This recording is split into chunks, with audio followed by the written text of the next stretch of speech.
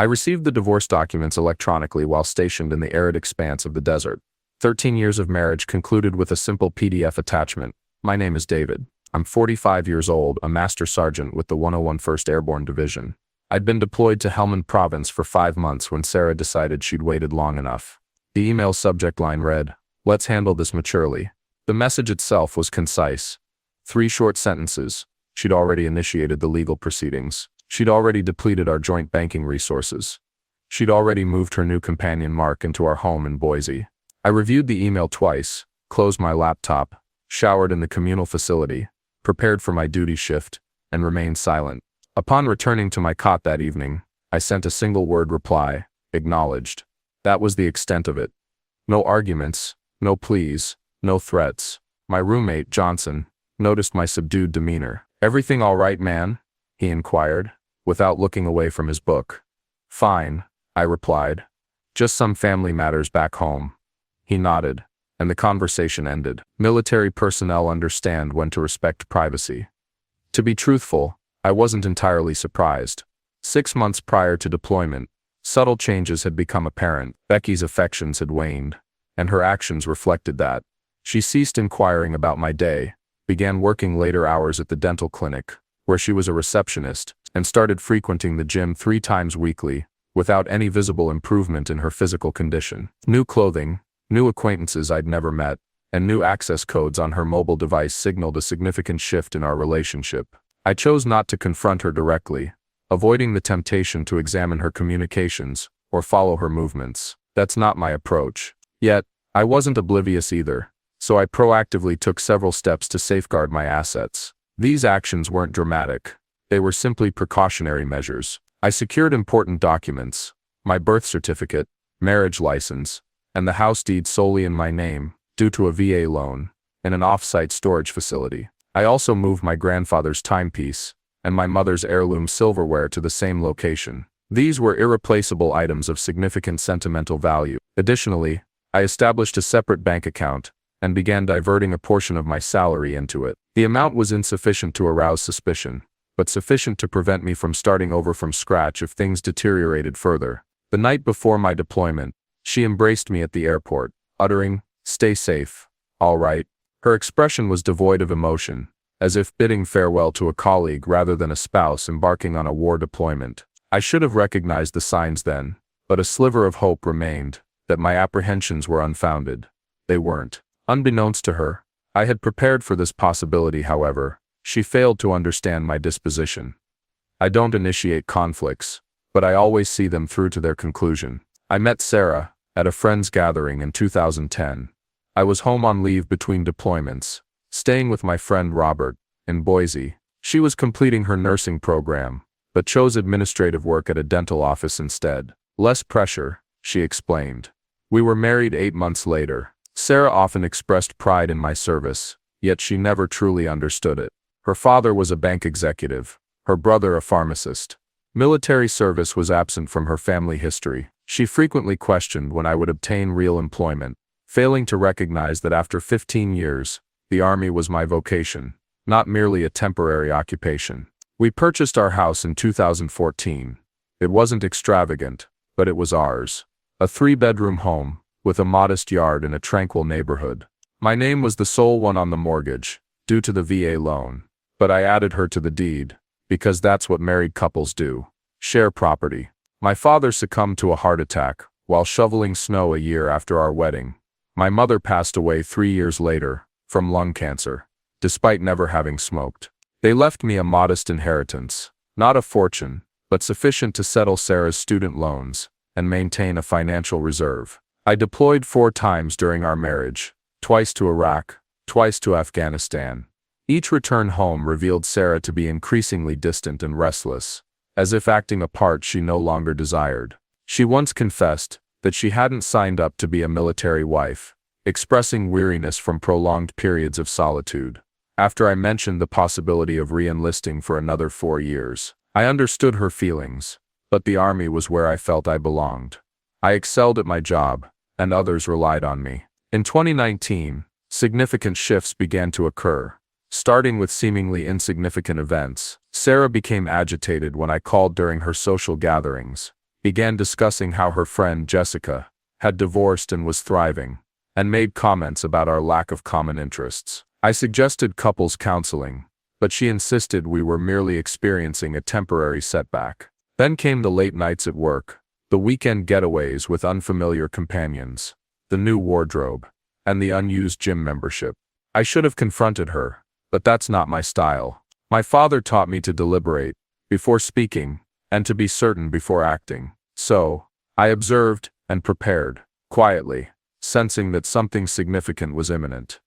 In life, trust your instincts. 2 weeks after receiving the divorce notification, I was in the mess hall when my phone buzzed, displaying a notification from our banking application. Another withdrawal, $8,500, nearly all that remained. I put down my utensils and accessed the application. Our joint account balance had dwindled to $200. Our substantial savings, $47,000, accumulated over many years, had vanished, transferred to an unrecognized account. Murphy, a fellow soldier, observed my reaction. "Bad news?" he inquired. I locked my phone. "No, just some banking issues." That evening, I contacted our bank from the base communications center. It transpired that Sarah had been systematically transferring funds for weeks, beginning with small amounts and escalating to larger sums. The substantial transfers commenced the day after my deployment. I disconnected the call and stood in the hallway, observing the camaraderie among my fellow soldiers as they communicated with their loved ones. Their lives continued while mine crumbled. That's when Johnson found me. "Alvarez mentioned you looked like you'd seen a ghost at dinner," he stated. "What's wrong?" I typically avoid sharing personal matters, but Johnson had once rescued me from a precarious situation in Helmand. I trusted him. I confessed that my wife had depleted our accounts and moved her boyfriend into our home and sent divorce papers while I was on patrol. Johnson didn't offer the usual platitudes.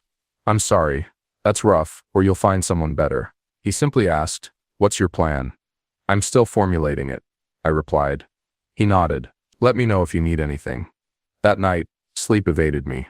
I accessed our home security system, which Sarah had likely forgotten I could control remotely. The cameras displayed an unfamiliar vehicle in our driveway. A man I'd never seen before was walking our dog, using my coffee mug, wearing my Seahawks sweatshirt, and Sarah was laughing in the kitchen I'd renovated during my last leave. A profound shift occurred within me. Not anger, but something colder, more resolute. I closed the laptop, retrieved my phone, created a list of tasks, contacted James, a fellow soldier turned lawyer, checked the VA loan terms, contacted my master sergeant regarding emergency leave, reviewed home refinance documents, something Sarah had casually mentioned last year, and checked the security on my military retirement accounts. Sadness and anger had subsided. I felt focused, as if strategizing for a mission. This wasn't about emotion.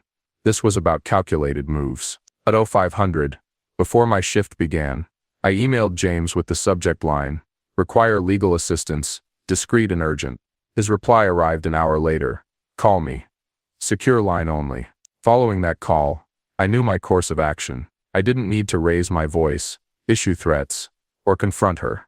I needed to observe, wait, and allow her actions to become her downfall. 2 months later, I returned to American soil. I didn't inform Sarah of my return, contacting James instead. We met at a diner 10 miles outside of town. "You look awful," he commented, settling into the booth. "I feel awful too," I responded. James presented a folder. Everything we discussed, the house deed, loan documents, bank statements, and this. He produced a separate document. "I discovered something intriguing while reviewing your finances." It was a refinance application bearing my signature. However, it wasn't my signature. Someone had attempted to replicate it, but failed to perfectly match the details. The middle initial was incorrect, and the stroke pattern differed. "Sarah did this?" I inquired. Already aware of the answer, James nodded. 3 months ago, she utilized the equity to withdraw $30,000. Your signature was required because the VA loan is solely in your name. Forged my signature, obtained a loan against our house, then emptied our accounts, and initiated divorce proceedings. I said, "A busy woman." "It gets better," James stated. She listed her boyfriend as a co-applicant. He has a criminal record. 2 DUIs and a fraud charge from 2000. I took a deep breath. What are my options? Several, James replied. But first you need to decide what you want. I contemplated. I want what legally belongs to me, and I want her to face consequences. James smiled. Then here's our approach. The following day, I drove past our house. Her boyfriend's truck was absent, but Sarah's car was in the driveway. I parked a short distance away and observed for a time, considering confronting her. But that wasn't part of the plan. Instead, I proceeded to the bank, met with the loan officer who processed the refinance, presented my military identification, displayed the genuine signature on my driver's license, and showed him the forged documents. His face turned pale. I need to report this immediately. I understand, I replied. I've already filed a police report. That evening, I received a text from Sarah. Who have you been speaking with at the bank? Jeremy mentioned someone was asking questions. I didn't respond. The next day I went to the county courthouse, filed paperwork challenging the refinance due to fraud, and registered formal notice that no property alterations could be made without my consent. 2 days later, Sarah called. I let it go to voicemail. Nathan, we need to talk. The bank called about the house. What are you doing? If this concerns the divorce, we can discuss it maturely. Maturely. The same words from her email. I remained silent. James called that afternoon. They've frozen the refinance funds, and there's more. Your wife's boyfriend has been driving your truck, right? The one registered in your name. Yes. He was stopped this morning, driving with a suspended license due to those DUIs. The vehicle has been impounded. Excellent, I said. He also had some interesting items in the truck. Prescription pads from the dental office where Sarah works. And they weren't blank. I closed my eyes. She's been stealing prescription pads. It appears so. The police are investigating. I hung up and sat on the motel bed's edge. This was escalating beyond my initial expectations. A part of me wanted to contact Sarah, to warn her. Old habits die hard. But then I recalled the security footage. My home. My dog. My life. Carelessly given away. This was the path now. I couldn't, and honestly didn't want to, turn back. I met with the bank fraud investigator the next morning. His name was Thompson, a short man with weary eyes and a coffee stain on his tie. This occurs more frequently than you'd think, he remarked, spreading documents across his desk. Spouse deploys. The other spouse sees an opportunity. What happens now? I inquired. We've frozen the funds from the fraudulent refinance. But there's a complication. Some of the money is already gone. How much? Approximately half. $14,600. I leaned forward. Where did it go? Thompson hesitated. I'm not authorized to disclose that information. It's my house. My name forged. My money stolen. He nodded slowly, then rotated his computer screen toward me. These are the transfers from the refinance account. I examined the list. Multiple transfers to an individual named Daniel Peterson. Not Mark. Someone unfamiliar. Who is Daniel Peterson? I asked. Thompson shrugged. Not my area of expertise. But your lawyer should subpoena these records. I called James immediately after leaving the bank. Daniel Peterson. He repeated. Let me run a check. An hour later he called back. I have it. Daniel Peterson is a real estate broker specializing in quick sales and cash transactions. She was planning to sell our house, I stated. The realization struck me like a physical blow. It appears so. The deposits were likely earnest money to initiate a listing. But here's where it becomes interesting. Peterson has conducted business with Mark Olson before. Mark Olson. Is that your wife's boyfriend? Yes. They've completed 3 deals together in the past 2 years. I sat on a park bench, trying to process this. So this wasn't merely Sarah leaving me for another man. This was, what? A premeditated operation. Possibly. James responded cautiously. I investigated Mark Olson. He displayed a pattern of involvement with women undergoing divorce or those with deployed spouses. I uncovered 3 similar cases. In each instance, the woman's home was sold significantly below market value to one of Peterson's clients. Olson received a share of the proceeds. Then he moved on. And Sarah? Was she aware of this? Difficult to ascertain. She might be a victim, or she might be complicit. I rubbed my face. This was no longer about Sarah's betrayal. It was something larger, more calculated. And other military families had fallen victim. What do we do? I asked. I've contacted the FBI's Financial Crimes Division, James stated. This transcends state lines, involves military personnel, and concerns VA loans. They're interested. That evening I sat in my motel room with a beer, reflecting on everything. I wondered if Sarah had been manipulating me throughout our marriage, or if she'd been ensnared in Jeremy's scheme. I questioned whether it even mattered. My phone buzzed. Sarah again. Nathan, please call me. The bank mentioned something about fraud, and Jeremy was arrested for driving your truck. I don't understand what's happening. I stared at the message for an extended period. Then I typed, "Who is Daniel Peterson?" 3 dots appeared as she began typing, then paused, restarted, and paused again. Finally, "I don't know what you're referring to." 14,600, I wrote. Multiple transfers. House listing. No response for 10 minutes. Nathan, it's not as you think. I turned off my phone and went to bed. The next morning, James called. The FBI wants to meet. They've been investigating Olson and Peterson for months. You're not the first victim, but you might be the case that breaks it open. For the first time since receiving that divorce email, I felt something akin to satisfaction. Not because my marriage was over, but because the truth was finally emerging.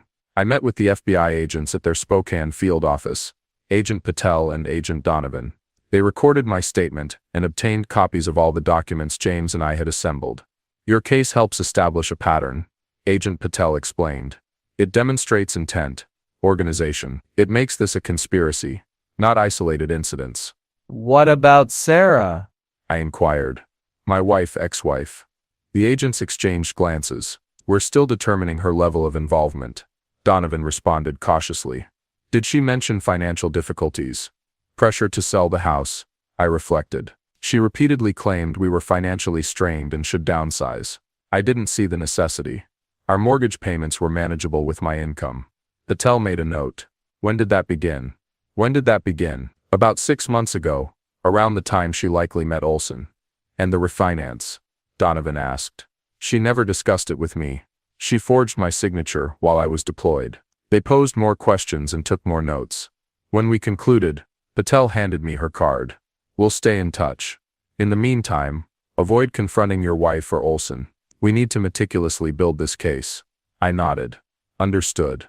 That evening, I returned to our neighborhood, parking a short distance from our house. Olson's truck had returned, likely retrieved from impound.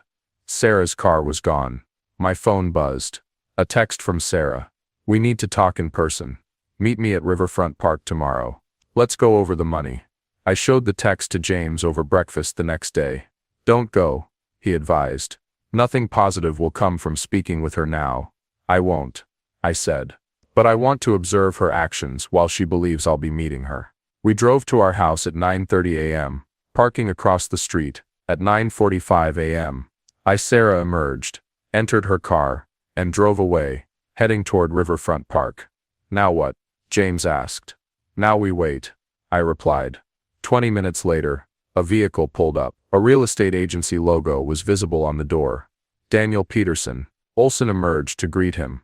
They conversed in the driveway, then entered the house. Should we follow them? James asked. I shook my head. No need. I installed security cameras last year, both inside and outside. They upload to cloud storage. James smiled. You didn't mention that before. It didn't arise, I said, retrieving my phone. I opened the security application and angled the screen so James could see. Peterson and Olson were in our living room. Peterson was taking photographs. Olson was pointing out features of the house. I increased the volume. We should list it by the end of the week. Peterson was saying, I already have a buyer interested. Cash offer as usual. How much? Olson asked. $420. We list at $470. They offer $420. Everyone's content. What about the husband? Sarah's voice was heard. He's causing problems. Peterson waved dismissively. Military guys are all the same. They make noise, but they have deployments responsibilities. He'll accept a settlement to make it disappear. I turned to James. Are you recording this? He was already recording the feed on his phone. Every word. I forwarded the security feed access to Agent Patel with a brief message. Currently unfolding. 30 minutes later. Our house was surrounded by FBI vehicles. I watched from across the street as agents escorted Peterson and Olson out in handcuffs. My phone rang. Agent Patel. We have them on tape. Discussing the fraud scheme. She stated. Plus, conspiracy wire fraud, and attempted property sale under false pretenses. We'll need a formal statement from you. Certainly. I replied. And Mr. Davis, your wife just arrived at the scene. She's distressed. I looked down the street. Sarah was standing on our lawn, her hands over her mouth, observing as FBI agents removed boxes of documents from our house. What happens to her? I asked. That depends. Patel replied. On what she knew and on what you want. I watched Sarah for a moment. 13 years of marriage. Good years initially. Before this transpired. I simply want justice, I stated finally. The federal case progressed rapidly. Olson and Peterson both accepted plea bargains, implicating each other and several other conspirators in a 3-state operation targeting military families. Sarah maintained her ignorance of the broader scheme, claiming Olson had convinced her I was concealing money and planned to leave her with nothing. She stated the refinance was his idea and she merely cooperated. Perhaps that was true, perhaps not. Regardless, she agreed to a settlement, full restitution of the stolen funds, forfeiture of any claim to the house or my military pension, and a signed confession regarding the forgery.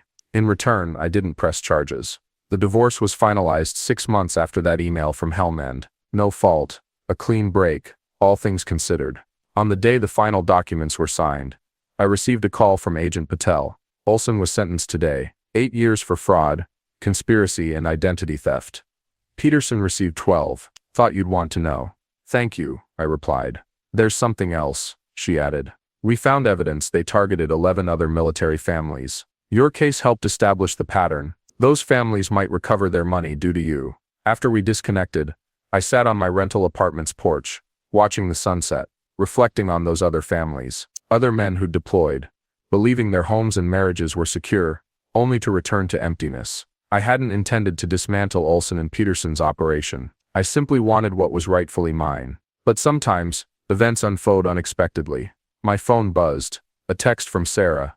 I never intended for things to end like this. I didn't respond. There was nothing more to say.